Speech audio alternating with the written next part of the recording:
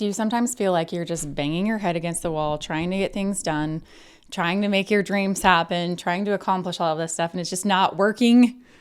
Well, today I want to tell you why that might be happening. And I promise you, this might be a very uncomfortable idea for you and a very uncomfortable proposition. But if you implement this, you can achieve every single dream that you have.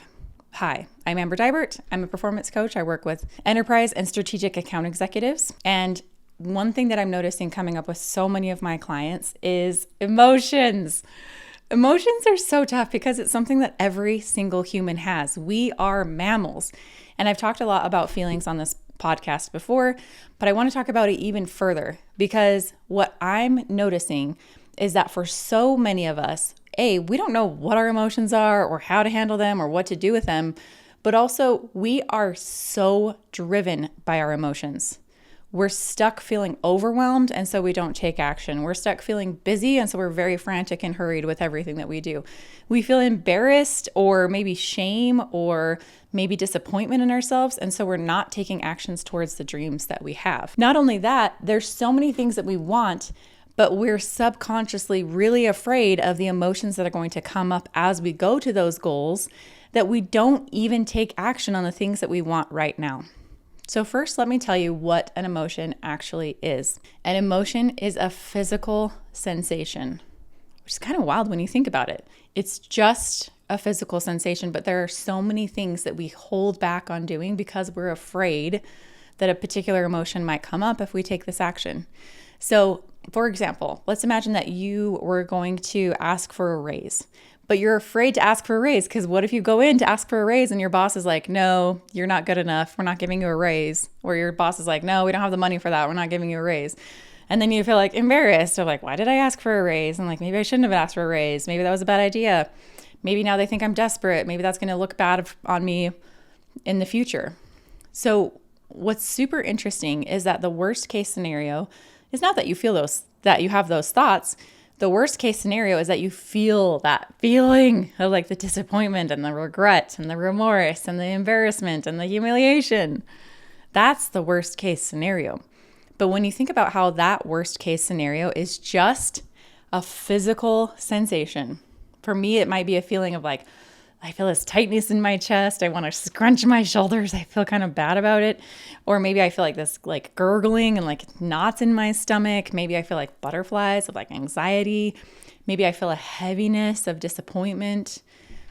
What's so interesting is that it's just a physical sensation. So let's imagine that in this example, you ask for a raise and it could be a $30K raise. If I came up to you and I said, hey, I got $30K for you, but you need to fill a Charley Horse for 2 minutes. Would you do it? 100%. You're like, yeah, absolutely. I can fill a Charley Horse for 2 minutes for a $30K. However, if I was like, hey, you could get $30K if you go ask for a raise, you're going to have to feel some discomfort doing it. And you might feel some discomfort afterwards. Then you're like, oh, I don't know. Do I want to? Is it worth it? That sounds really hard. Isn't that so fascinating? To think about emotions as just a physical sensation. And you've survived lots of physical sensations. You've survived lots of emotions before. But what makes it so scary is that we're not sure we can survive it. And let me tell you what's getting in your way of surviving an emotion. It's all the resistance. If you feel like you have really tight shoulders, really tight neck, like everything feels like stress up here, a lot of times that is resisting and avoiding the normal emotions that happen. But science has shown and research has shown that when you allow an emotion, you just sit with that emotion and allow that discomfort to be there, that it lasts for about 90 seconds. 90 seconds. I tested this out. This is such an embarrassing story. But a few weekends ago, my family and I went to a home run derby. It was run by the Major League Baseball Association. It was super fun. And that day I was feeling really sad. And I recognized recently that I don't actually let myself feel sad. I turn sadness into disgust because sadness isn't helpful. Sadness doesn't get me anywhere. Sadness isn't moving me towards something. It feels like it's getting me stuck. And so I don't let myself feel sad. So I'm at this baseball game and I'm feeling really sad about something that had happened. And my family left. I went to go get hot dogs or something. And so I'm sitting there in the stands by myself. And I was like, I'm just going to test it out. I'm going to try feeling sad.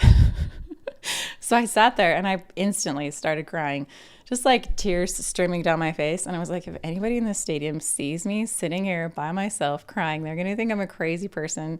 But I just let myself feel it. I just let myself feel that sadness. And literally about 90 seconds later, it was gone. There was no more sadness. I couldn't even like make myself feel sad if I wanted to. And thinking about the situation I was in, I was like, oh, I don't feel that bad about it anymore. Here's what happened. I know you're all curious what I was feeling sad about. I got left out. Everybody was hanging out without me and I didn't get invited, and I felt really sad about it. I didn't even get invited. Nobody told me that they were getting together. So I let myself feel sad about it. And after I let myself feel sad, I sat there and I was like, I actually don't even feel sad about this anymore. I actually feel fine about it. And I'm going to go see those people and I'm going to have a normal conversation with them versus being like, why did you do that to me? Why would you not invite me? I'm the most fun person ever. Come on. Of course you want to have me around. So I encourage you to test this out. Try allowing your feelings. Try just noticing what that discomfort in your body feels like. And the third piece to this is how to make it so that your feelings aren't getting in the way of everything that you want. I wish that there was some kind of magical solution I could give you where you don't have to feel feelings, but that's just not the case. The way to get to the other side of feelings is by allowing them.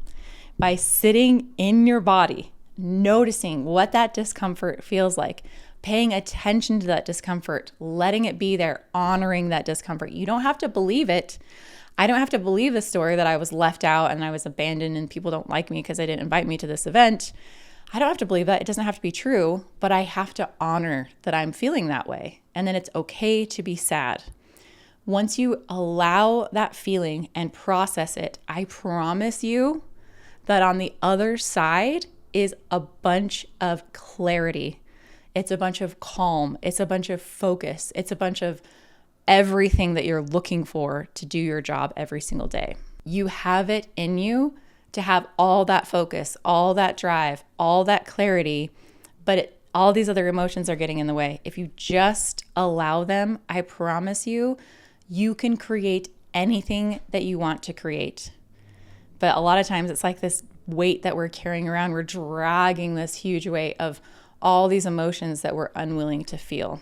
So I recognize that this may be the most unhelpful or uncomfortable solution that I'm giving you, because so many of us learn to just shove our emotions down, avoid them, distract ourselves from them, numb ourselves out from them. We never learned how to feel our feelings. And I promise you, I am in that same boat. I learned that feelings are not helpful. They don't get me where I want to go. They're very dangerous. They cut me off from care for my caretakers. I'm just going to shut off. I just cut off my body. I just stayed in my head. I overthink everything and I would not allow myself to feel my feelings. And as I've been exploring this and just like in the name of science, obviously, testing out what it feels like to actually allow emotion, to actually feel my feelings, to let myself feel sad, I have been so astounded at number one, they don't last that long at all. And number two, I feel fantastic after I just let that feeling be there. I want to give you one last distinction. You can be with an emotion or you can be in an emotion. When I think about being in an emotion, I think about getting sucked into the vortex. It's like you're stuck there and it feels so horrible. And you know that you're in an emotion when you start telling yourself all the stories about it of like, I'm always going to be here. This is what I've always been destined to. I'm going to be horrible. I'll never be able to get out of this feeling. I'm going to be stuck here forever. That's telling yourself all the stories about the emotion. Versus being with an emotion is honoring that emotion, normalizing that emotion. It makes perfect sense that I feel this way. Letting yourself be present with the emotion without buying into the stories about it. The feelings are not facts. They're good information. Your thoughts, also not facts. Also interesting information, but you can allow yourself to feel that emotion without buying into all the stories about it and just let it be. And pretty soon it's gone.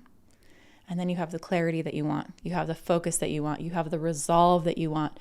You have everything in you to create any success that you've ever wanted.